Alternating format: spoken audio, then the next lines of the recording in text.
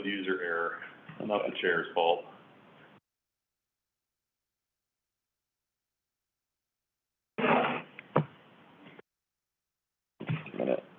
I could go out of my car, I guess, and everything would be fine. Dan's room. Just make sure that's muted. Okay, we should be functional and streaming, ready to go. Okay. Everybody hear me okay? All right, very good. Sorry for the delay. I'm having some issues with my laptop. I'm here in the boardroom, as you can tell, so I just looked around to Roger's side of the table. So he and I will be doing the tag team like it's some kind of podcast or something. Not nearly as entertaining, but maybe just as long. We shall see. Welcome, everybody. Glad to see you all. I understand, Chris, that we had a majority. Do we have 2/3 now on? Okay, well, that's all right. We have a quorum, so we're going to go ahead and start the meeting. And the first item, or the second item on the agenda is the approval of the minutes of June 13th. Does anybody have any questions or comments, or can we get a motion to approve that?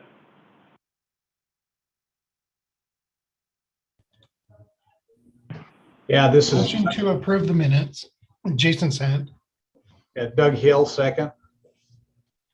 Okay, very good. Jason with a motion and Doug Hill seconding. Thank you. All in favor of approving the minutes of June 13th, say aye. Aye. Aye. Yes. Aye. Anybody opposed? All right, very good. Thank you. We'll move on to item number 3, approval of resolution UT 22-07, appointment of our general counsel. And I'm going to turn the time over to Roger here to introduce our new general counsel, Mr. Jeff Starkey. I'm getting messed up a little bit with names with no pictures on there. I almost called you Mark Christensen, Jeff, so sorry about that. Yeah, so, we put out a posting, and we got a lot of good applicants for our general counsel position. We had an excellent candidate here with Jeff, and so we've gone ahead and hired him on, but we've got to get that approved as his position as general counsel from the board. So in introduction, maybe I'll let him introduce a little bit of his own background. So go ahead, use our room audio, but I'll spotlight you here so you. Okay, so you can hear me then, right? Yes. Yeah, I appreciate the opportunity to meet with the Utopia board. For my background, and I grew up in northern Utah, so was educated here in Kaysville and Layton. Went to undergraduate at Utah State, then went to BYU Law School, and have been down in southern Utah for the last 30 years after I graduated from law school. And my practice for about the first 20 to 25 years was representing landowners and property owners in southern Utah, and additionally up here north. But for that time, I also represented municipalities, so it's probably the two biggest clients I always had. Washington City and Ivan City at one time were both, I was the city attorney, the outside city attorney for both of those cities, and had been the city attorney for Washington since I moved to southern Utah. And in 2014, I finally accepted a full-time position within the city because it has just grown so much, as all of your cities have also done in the last few years. And so then I was focused on, but I was able to use everything that I kind of learned the first 20 years from representing landowners and property owners throughout southern Utah and the state, that it was an easy transition, especially considering I'd been involved with them for so many years.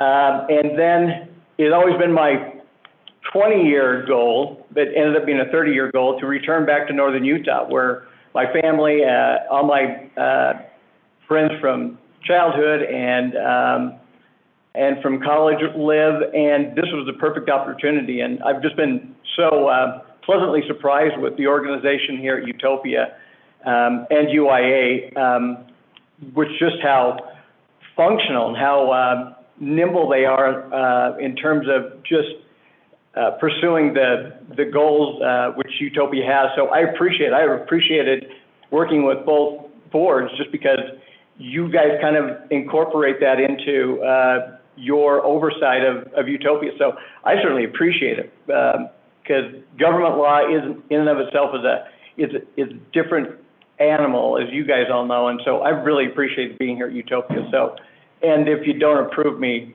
confirm me. I guess I'm looking for another job in northern Utah. So I certainly would appreciate an affirmative vote. Thank you very much, Jeff. And I'd just like to make a couple comments. I mean, he's been able to step right in, you know, with the type of stuff we do with franchise agreements and easements and compliance with state code and a lot of the governmental things that not just any attorney can walk in and handle. He's come in with a lot of good public sector experience. It's been valuable to us. So he's been excellent. We're real happy with him and would really hope for your, what is it? It's not approval, is it? Ratification. Ratification, that is. Ratification of the appointment to general counsel. We talked about it so much, it's almost as if there might be an issue. I don't think there's an issue about that anyway, yeah. Would anybody like to ask Jeff any questions, or anybody have any comment? If not, I would look for a motion to approve Resolution 22-07. Yeah, Doug Hill, I'll make a motion to approve Resolution UT 2207, ratifying and confirming the appointment of Jeffrey Starkey as Utopia's general counsel. Thank you. Doug, we have a second?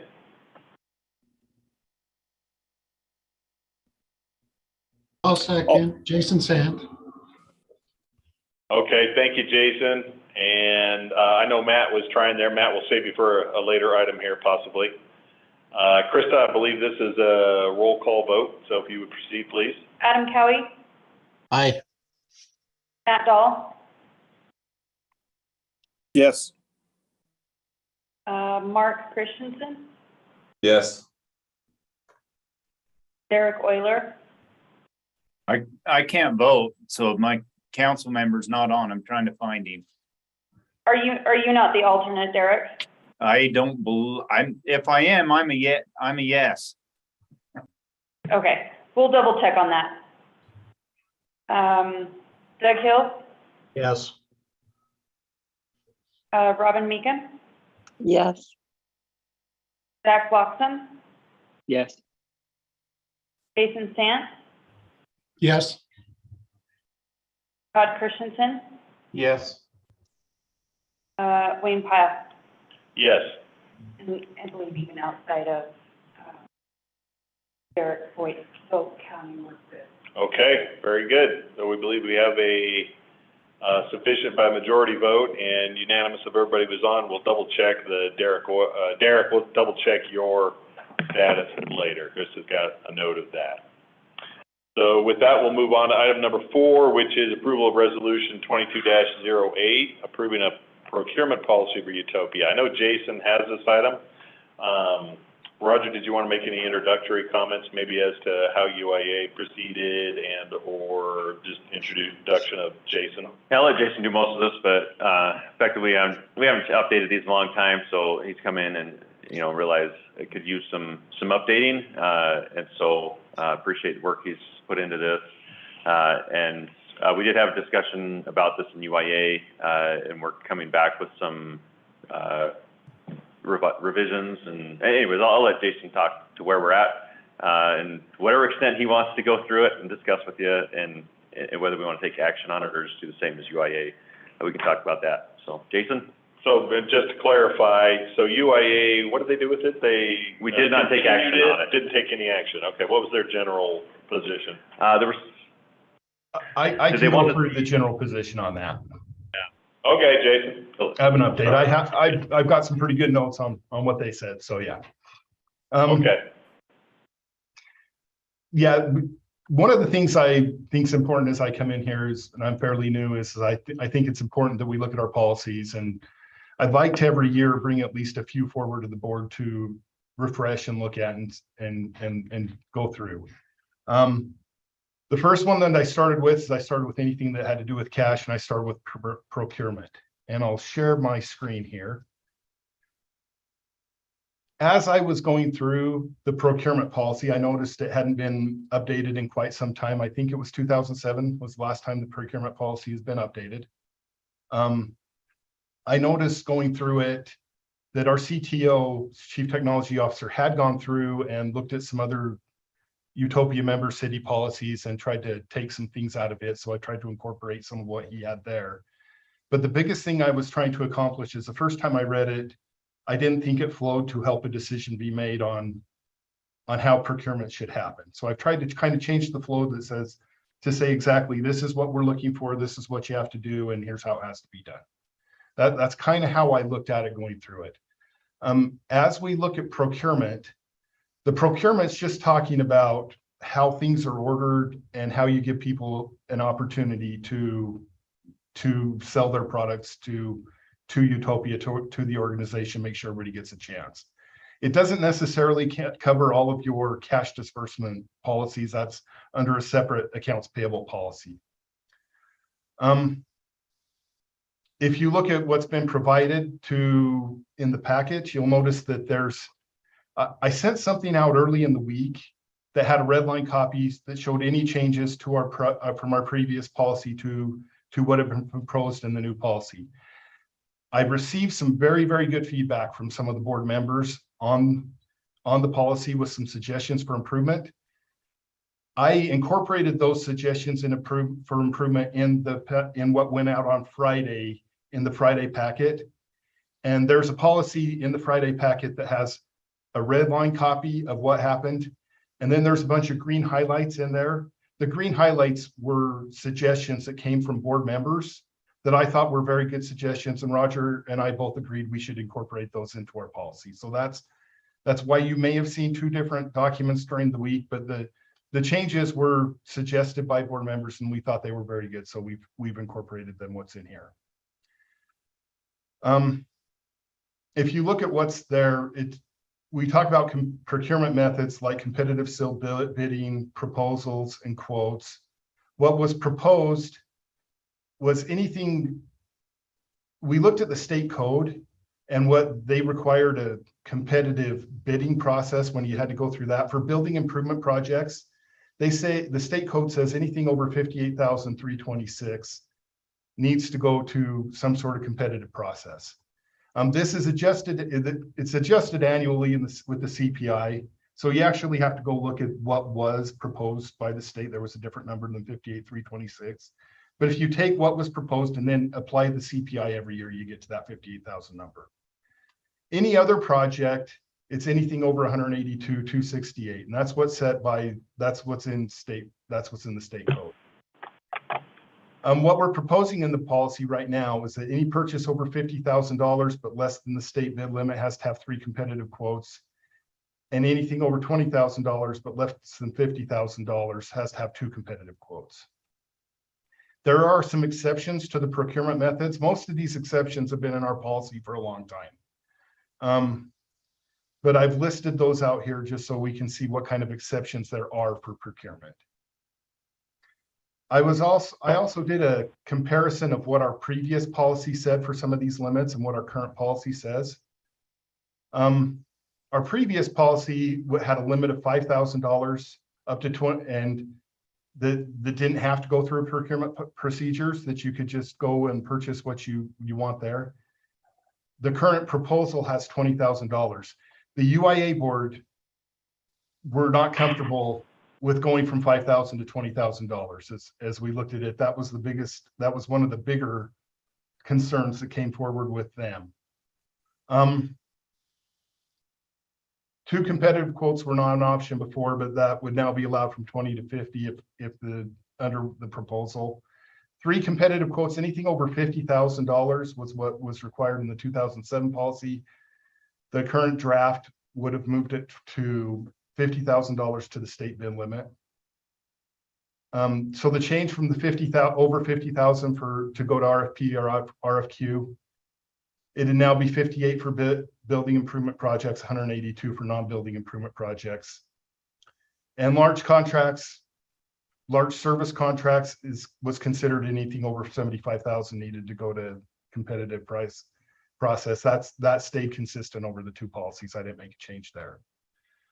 As we spoke with the UIA board, and just so everybody knows, one of my biggest concerns with approving any of these policies is I do not want anything different for Utopia and the UIA. I don't think I can handle that from an internal control standpoint. I need something consistent between the two to make sure that all the controls are there. The biggest things I heard from the UIA board is they wanted to know how the procurement policy, when you combined it with the accounts payable policy, how that made sure that we would maintain effective internal control over cash disbursements within the organization. They have asked that I come back in the next board meeting and give an update of how that would work together when we look at internal control. Additionally, they have asked that I change the operational limit from 20,000 to something less than 20,000 and bring that proposal back in the next board meeting. So I would like to just tell everybody that those two things we've had a long discussion on and we're already talked about, and I will be bringing them back to the next board meeting for UIA. I would like to recommend that we do the same thing at Utopia, and I bring those back in the next board meeting for Utopia and have further discussion. That being said, I would like to make sure and get any comments from the Utopia board for any items that you think may be good to address in a procurement policy. So I'd like to ask anybody if you have any questions about anything I've tried to discuss very quickly here, and any concerns that you would like to see addressed in any policy for Utopia. Questions from the board? Hey, Jason, this is Doug Hill. First of all, I appreciate you allowing me to comment on the agreement. Appreciated getting it well in advance. I did just send you an email with some comments from our city attorney, and maybe this is something that Mr. Starkey can take a look at. But our city attorney, well, let me just say, I know attorneys have different opinions, but our city attorney is questioning the two exceptions that are listed under the procurement ordinance, and that is the joinder clause and the very specialized or confidential services clause. So if you guys could just take a look at that, and like I say, Jason, I just sent you an email with that information from our city attorney. Yeah. So I can get back, Jason and I will talk about that. And I'm assuming if the city attorney's information is there, of course, we can go through you also, but just to discuss those if we have any questions. But hopefully we can have those completely resolved before next board meeting also. Very good. Thank you, Jeff, and thank you, Doug. Any other comments or questions?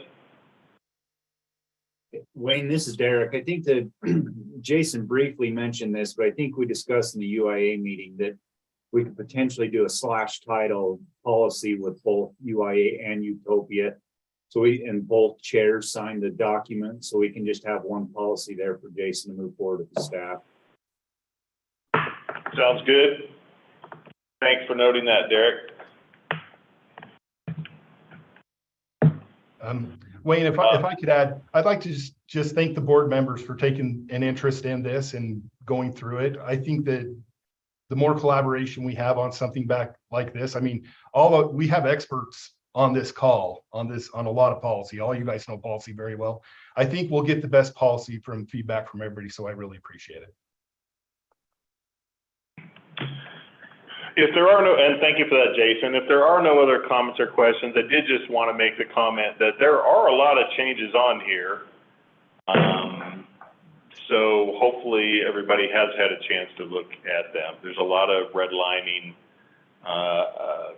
additions. And then as Jason was noting from a suggestion standpoint, as is outlined in the green, there's a lot of that too. So if you do have any thoughts further, I would also encourage you, especially since it doesn't look like we're going to take any action until next month when we have the UIA board together as well. So procurement policy, as you all know, is one of the most important and bigger policy issues that we deal with, especially from an examination standpoint. So I would encourage everybody to take a look through that. And if you do have any questions, feel free to get back with us here at Utopia.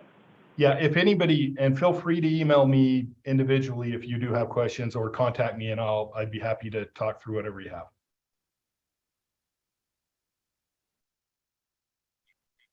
Okay, very good. Noting that, we'll go back up to the agenda and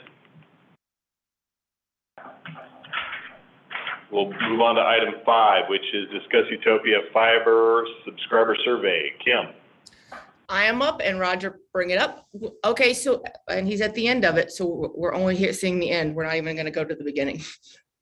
So each year we send out a survey to our subscribers to kind of get the, see how their experience is going. This year we sent it out to 31,000 residential subscribers and we received 2,500 respondents. And you can move on to the first slide. You can see these, we're just going to quickly go through these. We're seeing the respondents coming through all parts of our network. So that is good. So it's a fair representation. Next slide. The people who answer this survey clearly skew a lot higher in demographics. Doesn't mean that's what our customer base is. That means the respondents of the survey. Some people might have a little more time who are a little bit older to answer surveys. But next one. We're still seeing this consistent year over year that most people own their house. This is an interesting one. We've always skewed higher in the household income. We are seeing us level out across all income brackets, which I think is a good move and hitting more people in our marketing and targeting efforts. Go for it. And then we're seeing we tend to skew higher on the education level as well. Marital status, most people who sign up for us, over 80% are married. Next slide. And then we're just seeing what are people using their internet for across the board. We're still seeing work from home, a significant portion of our subscribers. These are, it gets in a little more interesting information.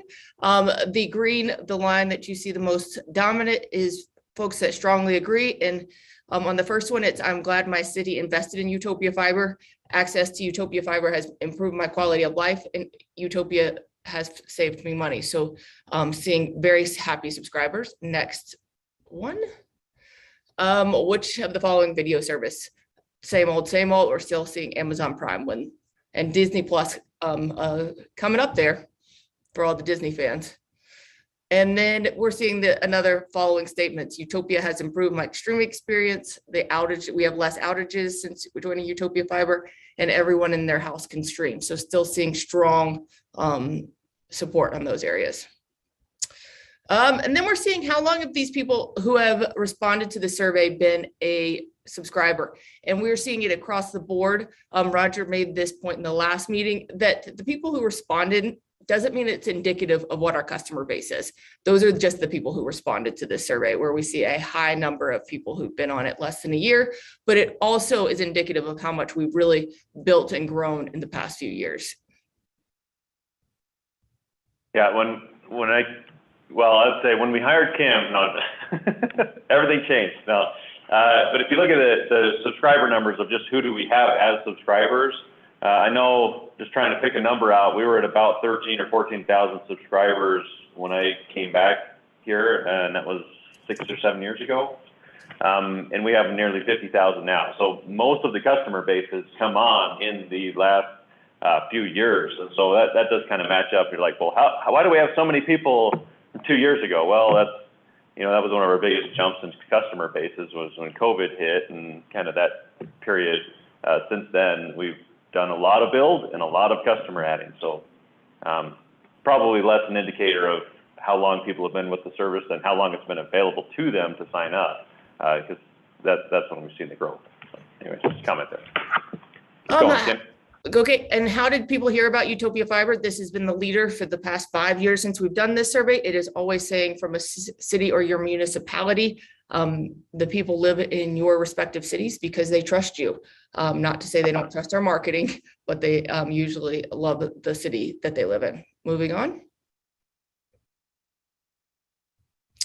And these are just how important are the factors in choosing Utopia Fiber. On this one, the orange one is they view it as extremely important. Internet speed and reliability of the Utopia Fiber network, and they don't like big telco. I know that's a shocking, but are some of the reasons they choose us.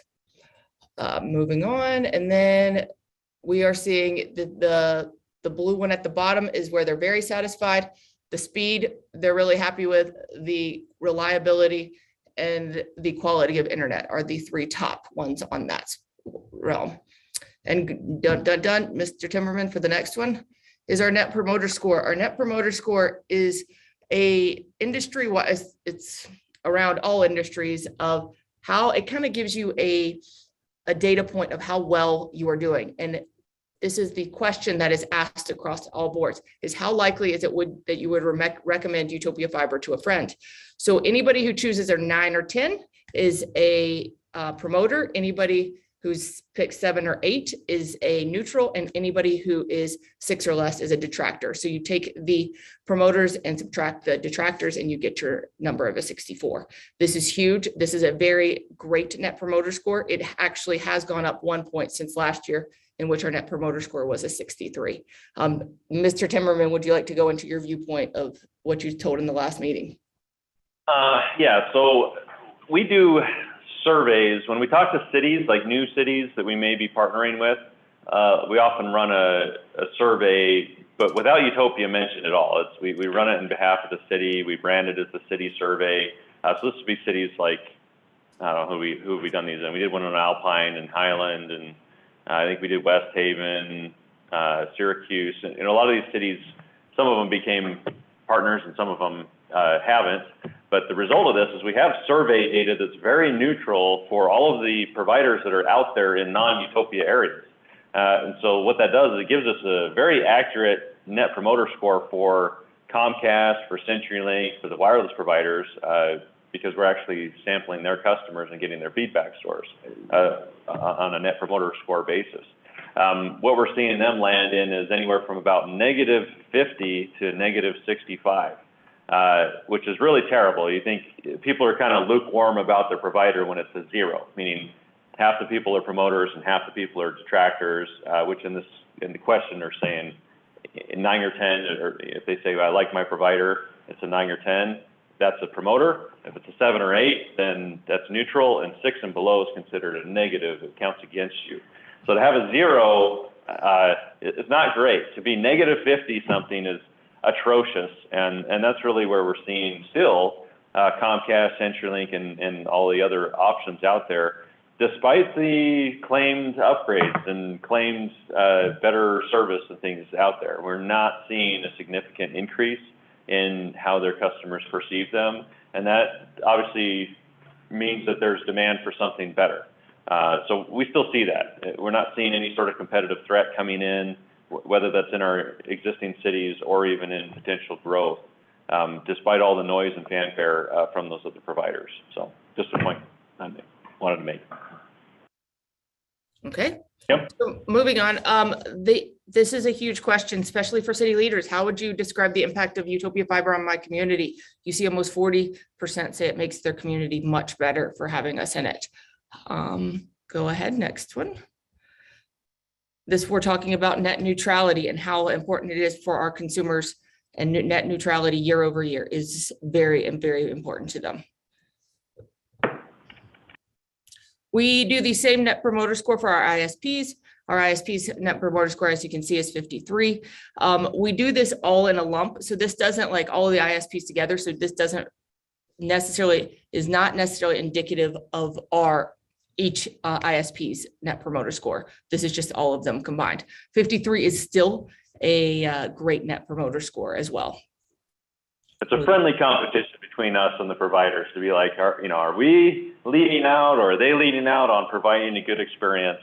We certainly would like to see them raise their number while we also want to raise our number, and because collectively that's the resulting experience to the end user. The fact that we're doing, from the customer perspective, better recommended than their actual provider of choice on our network, I think speaks to how good our team here is doing. I don't want them to feel like they're doing too well, because they might get lazy about it. We're always, we're not going to look at this 53 and say we're great. We're going to look at the 64 and say we can do better. But again, compared to the other options out there that are in the 0 and even strong negative territory, both us and our service providers are by far the best option for our communities. I have a question about this, and maybe you'll talk about it later, Kimberly, but do we track and know what percentage of the customers, who they're using, what ISPs they're using, and do we also then get a satisfaction score on the ISPs? Yes, we do. We know who is the ISP on all of this. That's just data I didn't put out there since it was a public meeting of what ISPs were being on the percentage of this, but I can send that later of what we're seeing with the ISPs and who responded to this. That would be indicative of this score. Yeah, we don't want to call them out publicly, but it's certainly a tool we use to say, hey guys, shape up, you guys are trending below, and it gives them an opportunity to improve if they know that they're trending below where the other providers may be. But yeah, we certainly use that data to help behind the scenes with our providers. Yeah, absolutely. And we're looking at that and measuring that constantly to ensure the customer gets the best experience. Because as Roger said, I mean, it's a joke around here, but it's actually probably pretty true. I always say good is not good enough. How can we do it better? Every year I look at this and say, yeah, we're at 64. That's great. But how can we get to 65 next year?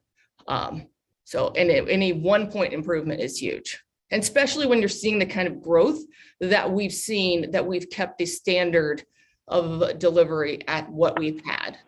Even when we were at 15, I think when we were at 15,000 customers, our net promoter score was 58. And to say it's at 63 with close to 50,000 is a remarkable accomplishment. So go ahead, Mr. Timmerman. And then we're seeing that internet only is primarily what most people are going to buy. About 90% of customers that have responded to this survey have internet only. Okay, and then what are we seeing? That we're seeing more of the people who are coming onto the network right now choosing 1 gig. As Roger mentioned in the last meeting, just because we're seeing 44% of the respondents on this survey saying they're getting a gig doesn't mean that's indicative of what our the mix on the entire network looks like. It looks like it's about a half and half comparison. 2.4% of the respondents said they have 10 gig. Unfortunately, we don't have that many 10 gig residential customers, so some people don't know what speeds they're getting and responded at 10 gig. So we hope they will sign up for 10 gig in the near future.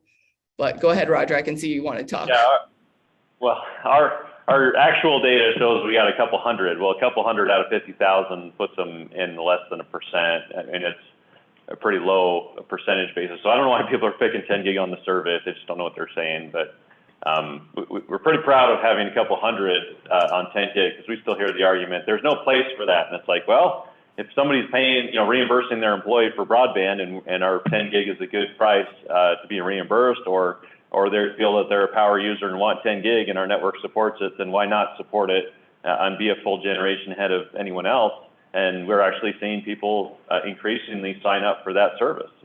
So we're proud of that number, even though it's a small percentage of our customer base. To be a full generation ahead of any other option out there does make us a leader and prepares us to continue to get more and more customers on the network. And they are the higher paying, customers. So we like having them on there. They're the gamers too. I mean, they gamers and content, creators, or whatever. Yeah, the YouTubers and stuff like that. Social media influencers. Hey, Roger, can I ask a question on that? Yep.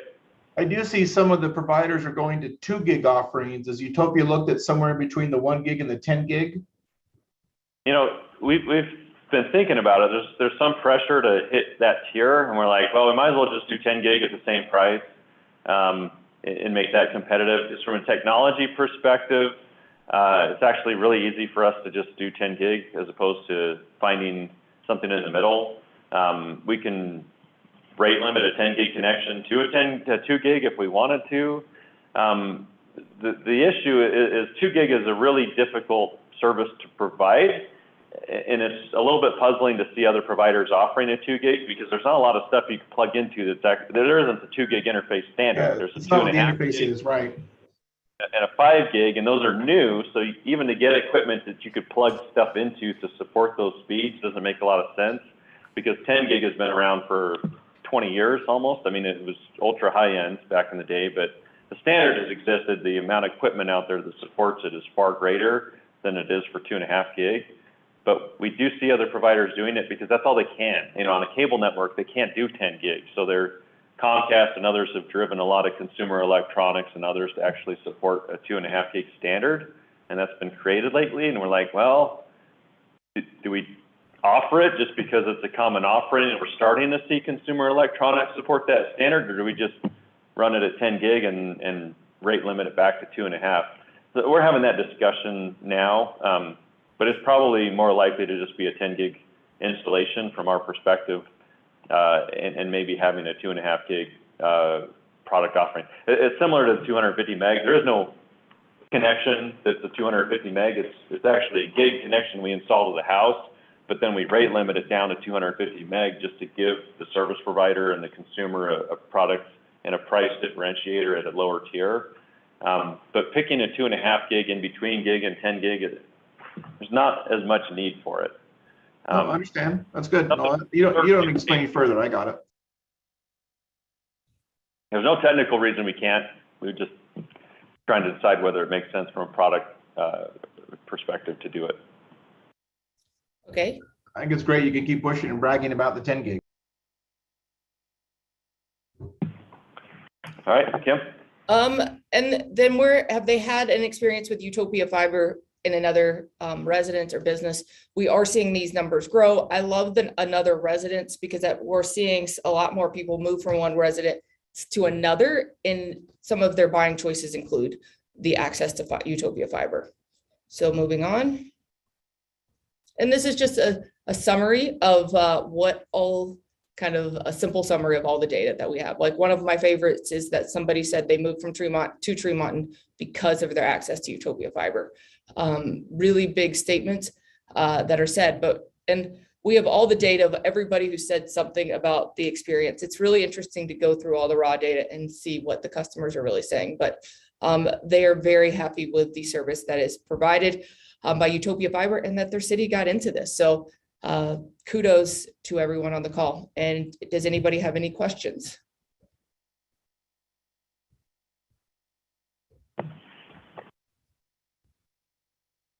Yeah, I'm just gonna make a couple of comments on it then. You know, there's a lot of questions in there that aren't just fiber and speed. You know, more and more we're seeing what isn't an actual competitive threat, but what could be perceived as one. You know, we have pockets in our cities where maybe we have CenturyLink fiber, or maybe we would see another fiber provider come into our communities at some point. And it's like, well, what does that mean for Utopia? And if it's just fiber wins no matter what, it would be more concerning. But what you see is we're asking a lot of questions about net neutrality and reliability and choice of provider and, you know, the competition and all these other things we bring, supporting city functions and the business community and all. Like, there's so many things that we provide through our model at Utopia Fiber that don't just come from, you know, here's an internet connection delivered from, you know, a big company telco. And so, you know, it is important to us that we can still differentiate that. And it's like, it's not just an assumption that we are differentiated, that we are still competitive, even if there was another fiber option. But what we do see is that we do have a strong presence there. We do, you know, better than the other providers from a rating perspective, both on like Google ratings, from a net promoter score, things like net neutrality, consumer privacy, supporting city functions and business, and all of that are very important to what we do. And we want to continue to have those types of differentiators so that we can continue to have a long revenue stream, but also be support our own communities and providing the best service out there. So that, not that we're facing it widespread in our communities. I think it'd be crazy for someone else to come in and overbuild us with fiber. But even in the pockets where someone does have multiple fiber options, we still want to be in a winning position in that situation. And so far we have been. We do have areas with CenturyLink fiber that overlaps us, and we still get good take rates in those areas. So, we're never getting content with where we're at in the market. We want to maintain that competitive advantage, us individually, but also in partnership with our service providers. So that's a big part of why we do these surveys, and it helps us just maintain that strong position competitively. Anyway, that's all I got on that end. Good. Any other questions or comments on the survey? That's great work, Kim. Very informative. Okay, next item on our agenda is the financial update. So we will go to Jason unless Roger has any introductory comment. No, before Jason, these are the fun charts.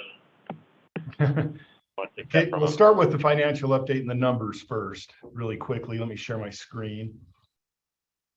Okay, as we look in here, just to remind everybody, kind of how I've got this set up is the first two columns they're showing the fiscal year to date. So this will be just July and August as we look at the fiscal year 2023. This is showing this fiscal year versus prior fiscal year. The biggest concern I did see looking at the revenue side of this right here, trying to compare to the prior fiscal year, is our commercial transport revenue for Utopia is actually down when you compare to the prior year.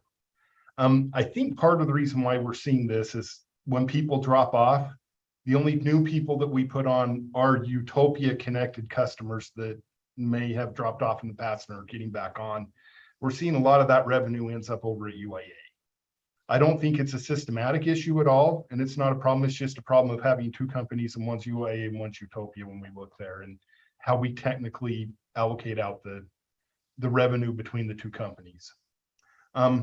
That being said, I think where you'll see that made up is there's a lot of charges down here. If you go to these two lines, network operations from revenue and overhead reimbursement from UIA, both of those lines are money that comes from UIA to Utopia, and they are increasing rapidly when you look year over year.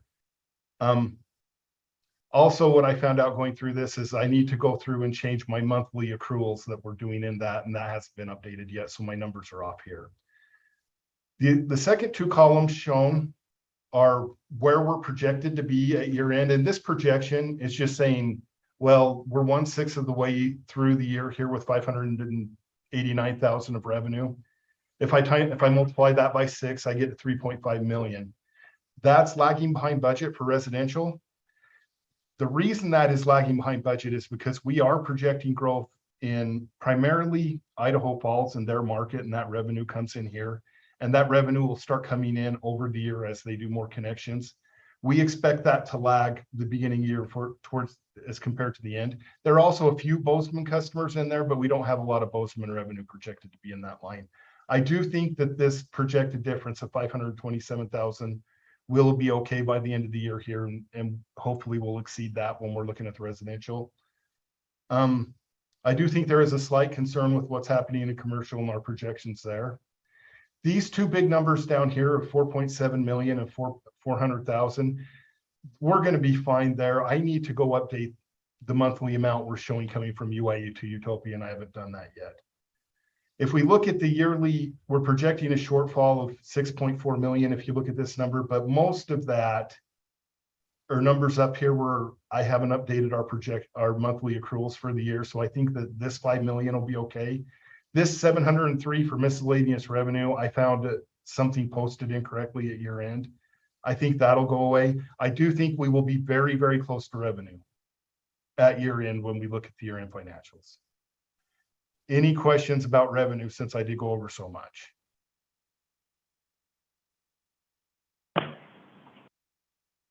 If not, I guess no questions from the board. Yeah, go ahead. Let's go ahead with expenses. If not, we're looking at expenses. We're under on most of our expenses here. We are projecting to be under, but I will say a lot of that is when we look at payroll, we had some new positions budgeted. There are some of those new positions that haven't been filled. So when you project that out over a year, things are going to be low. It looks like some of our other expenses, we front loaded a little bit of this towards the beginning of the year, probably things we've been waiting until we had budget to buy. But I'm projecting in the end, we should be on budget on the other. I'm not aware of anything on other that's going to make us over at the end of the year. We spent 631,000 out of the 1.7 million, but I think we'll be okay. And same with professional services. We do have some of that that's front loaded based off the services that we're going after here. Everything else we're under on, I think we're looking good on expenses. With that, I'll move forward to our charts, and usually I start with this one. This shows our monthly recurring revenue combined for Utopia and UIA. The bottom line's Utopia, the top line's UIA. We did see an uptick in August for both of those, and they're still looking good. The other graph we show here is our total bond obligations. So that'd be this line up here. I mean, it hasn't broke out by each bond, but this top line's the total of them all. The difference in revenue between our bond obligations and the revenue coming in is approaching $700,000 per month, which I think is a really good thing and a really good margin for Utopia. And UIA, I guess that's just UIA that we're looking at. Never mind, that's a very good margin for UIA. Any questions or comments?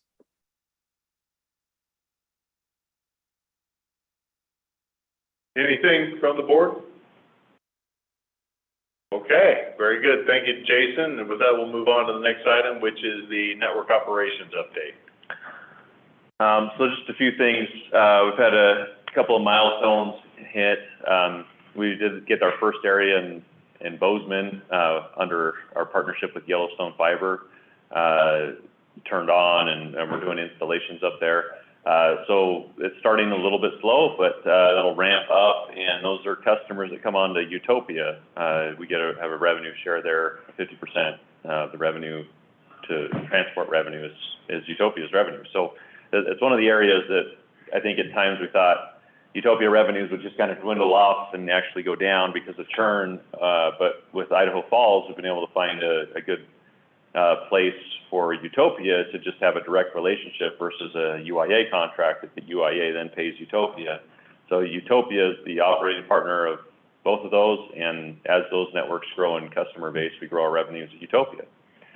So I think we'll see some good growth there this year. The construction's going very well. That is pretty quick. I mean, that was a project that the financing closed in December. So to have the first footprints lit and customers coming on, that's pretty good. That's a project that had 3 years capitalized interest built into it. So we're doing pretty well with the schedule on that. Normally we do 2 years. And then Idaho Falls continues to grow. That'd be a good source of revenue growth for Utopia. At the Utopia UIA side of things combined, we are finishing out just the last footprint of Orem. We've had several holdups there. Some self-imposed, some from the city. It's been a little bit of a mess getting it done. There's some redesigns we had to do. But we're getting it wrapped up. The reason that one's important is because that's the only one we got left. And we're just like, there's the finish line, and it's just so close. Yet probably still going to be a few months before we get that completely wrapped up. But it's pretty exciting to be done with the build out of the original cities. We're considering it substantially complete because really it is just one little pocket of the original cities that hasn't been finished. And then we just kind of have little stragglers here and there wrapping up in places where new development happens in our cities. So it's a continual project to grow with our cities. But now most of the construction resources is really on new partnership cities. So we're actively building out in Cedar Hills, Santa Clara, Syracuse, Pleasant Grove. We have had the first areas of Pleasant Grove and Syracuse completed, so we are growing our customer base quickly in those networks. Those are UIA projects, but obviously anything happening at UIA can be a good thing for Utopia as we're able to kind of reallocate expenses between the organizations. UIA pays Utopia for the operations of those customers, so we get a financial benefit at Utopia. So we're not going to see that number dwindle off at Utopia. We're going to see that number go up, and that'll be good in our ability to pay our expenses at Utopia and also offset the debt for those bonds. Now, speaking of bonds, there's an opportunity potentially that's being evaluated to refinance the Utopia bonds and the swaps related to those in that structure.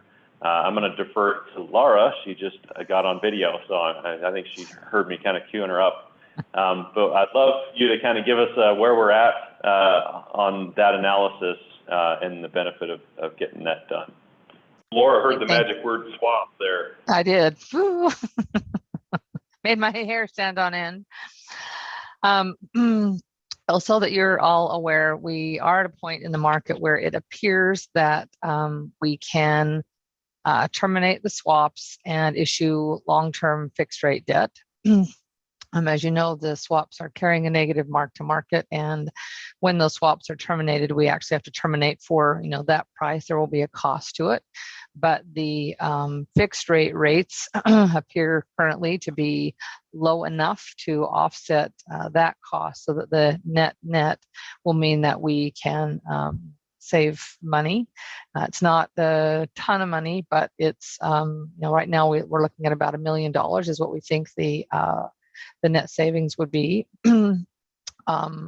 I've had a high level discussion with Roger, Jason, and Wayne in this regard, and asked basically, what lanes do you think we need to stay in, in pulling the trigger on this transaction? And without wanting to give anything away, obviously we all want to. My job is also to save you as much money as practical. I think all of us feel, I know I do, and Roger, Wayne, and Jason all feel that if we can just get out of the swaps without a cost, that is something that we would want to do. Benefit in doing that is, one, you get rid of the negative mark to market that you have to carry on your financials, and the reporting you have to do the state, I think, on a quarterly basis relative to maintaining those swaps. And better yet is that once you have fixed rate debt, we'll be able to refund that in the future again for additional savings. We'll push for an 8-year call, 8 or 9 year. I think we can get away without additional interest rate penalty.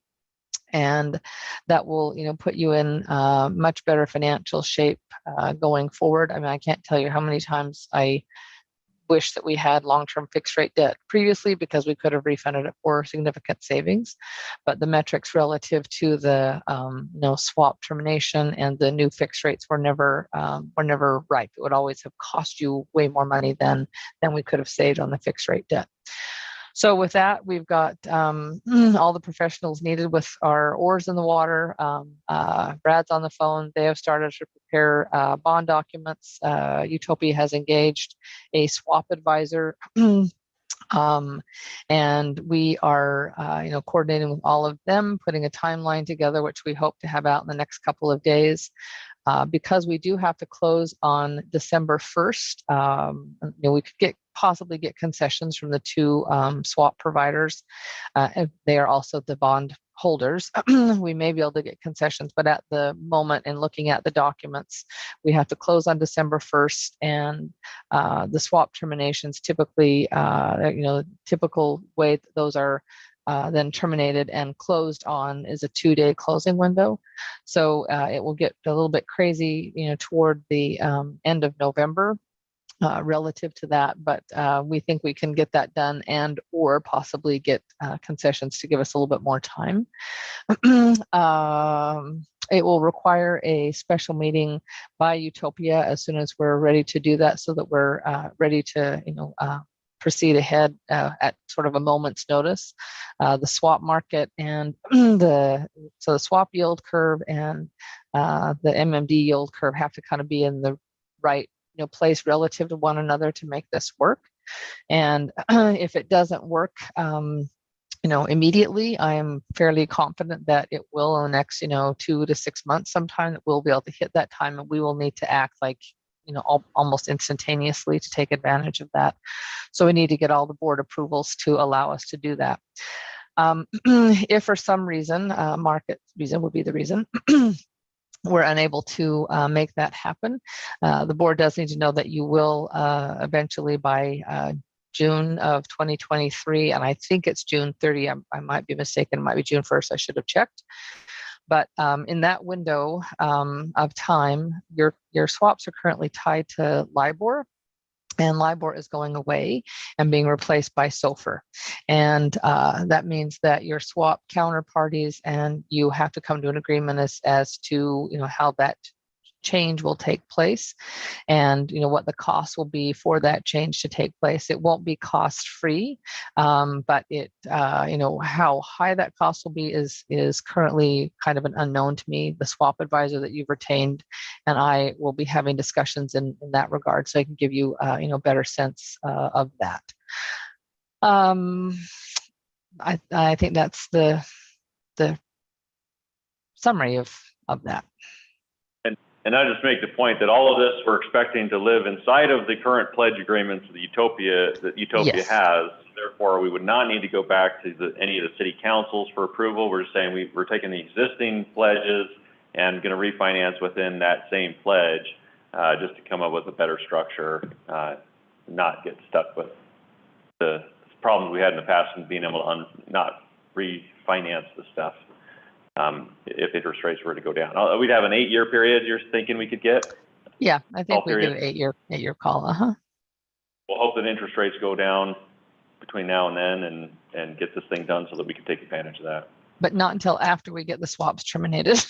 Yeah. As I said, it's Stay where they're very, at very now. tricky. It's a very tricky balance. But yeah, that structure, we didn't have a crystal ball back when that was done, and didn't know interest rates were going to go down like they did, and down and stay down. Yeah. Sure, we're in a better position next time. Questions from the board? This is a little bit of a different financial transaction from a debt standpoint than many of you might normally be used to. And for some of you that are newer to the board, you may not be familiar with the original transaction. So if you do have any questions about this, now's a good time to bring it up, because when we do hit that window of opportunity, which is pretty narrow from an interest rate standpoint, we will have to act pretty quickly. Yes, we'll reach out with the date and time of a meeting, a special meeting, when we need to get that organized and make sure we get enough people for that vote. But that could happen relatively soon. Okay. Anything else you can think of, Laura, that's pertinent? No, people can't sleep. They can call and I can talk to them about swaps and they can go to sleep. As you well know. All right, very good. Okay, well, thank you very much, Laura, and all for attending. Our last item on the agenda is a motion to adjourn. So See moved. Matt wanting to make the motion, or Adam. I move that we Okay, adjourn. Adam made the. Thank you, Adam. Anybody got a second for Matt? All in favor of adjourning the meeting? Aye. Aye. Aye. Aye. Okay, and assuming no opposed, we will adjourn the meeting. Thank you.